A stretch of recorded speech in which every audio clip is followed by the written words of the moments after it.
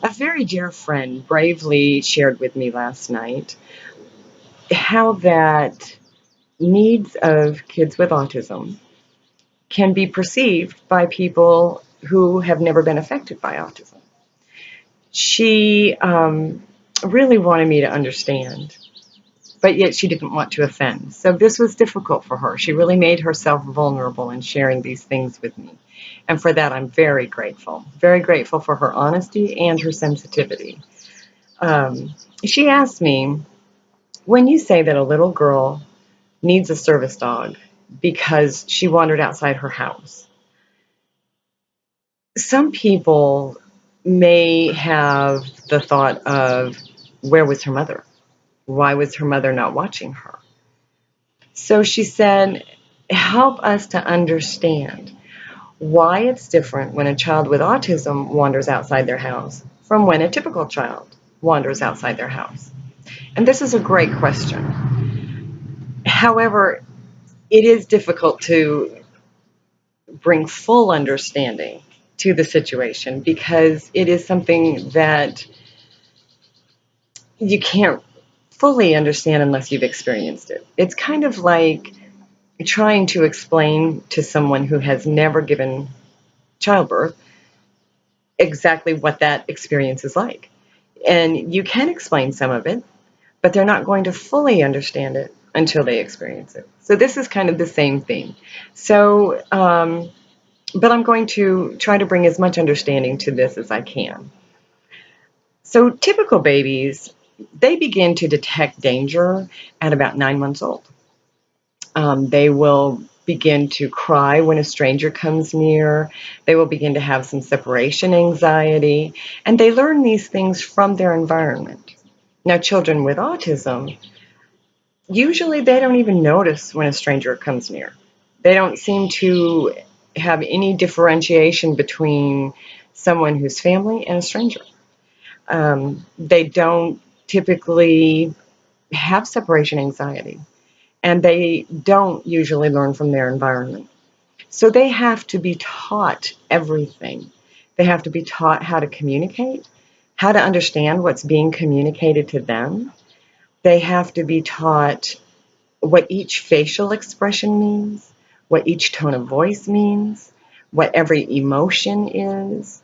They have to be taught how to look someone in the eye. They have to be taught how to imitate, how to pretend. So, in short, they have to be taught everything. They are not going to pick it up from their environment. Um, so, many times, children are not diagnosed with autism until they are 2 or 3 years old. And when they get that diagnosis, then they are very behind in their development.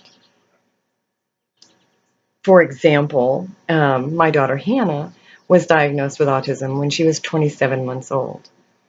And they did tests, and they determined that her expressive communication was at the level of 12 to 14 months. And her receptive communication, which is understanding what people are trying to communicate to her, was a little bit better. It was about 14 to 16 months. Her self-help skills were about 14 months. And her adaptive and emotional skills were at a level of 9 months. This means that she was a 1-year-old child in the body of a 2-year-old. This makes it very difficult for people who are looking on when they see a 2-year-old having a meltdown.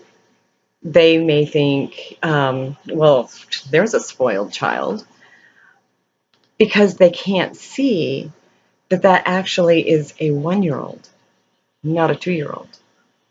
So it does make it very difficult. And you can see by that you cannot just jump into teaching a child how to recognize danger, because danger and safety are very abstract concepts. And you cannot just jump into teaching that to someone who doesn't even know how to communicate.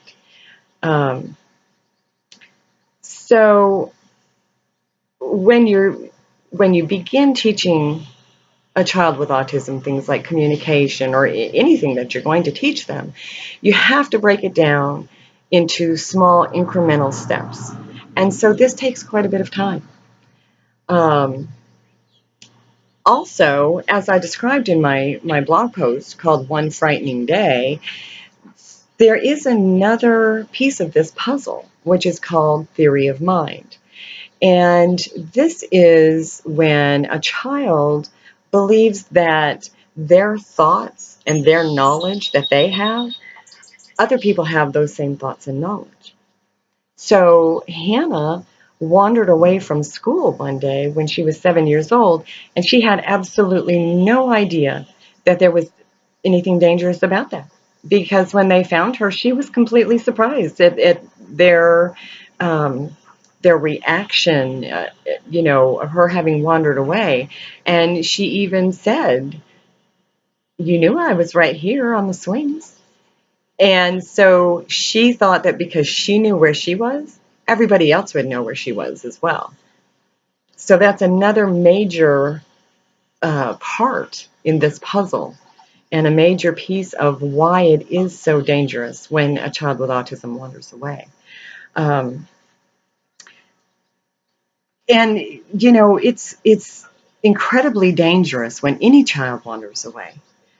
But a typical child, even say at the age of 4 or 5, if they wander away, they have some sense of danger.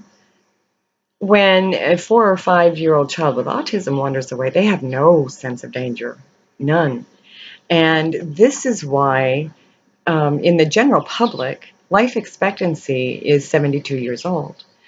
In people with autism, life expectancy is only 36 years old. And the major reason for that difference is that 50%, or approximately 50%, of children with autism wander away and they die due to injuries or drowning. So this really is a very dangerous situation. And like I said, it's dangerous when anybody wanders away, but it's doubly dangerous for someone with autism. And so there is a very real need for families, such as the Meredith family, who have 2 children with autism, one of which wanders. They have a very real need for a service dog. So if you would like to donate to helping them get that service dog, you are still able to. Our event will not be closing until the end of the day tomorrow. So you can just look on my blog page under the post called Wandering, or under the post called One Frightening Day. And I have that link on there. And you can donate in one of 2 ways. You can just make a direct donation, or you can buy some Posh products, and 25% of what you spend will go to the Meredith family. Again, I would like to thank my very dear, dear friend for her vulnerability in talking with me about this and sharing her thoughts. And it's because having open, honest conversations with people, that is the way to bring understanding to these types of situations. So I thank you very much.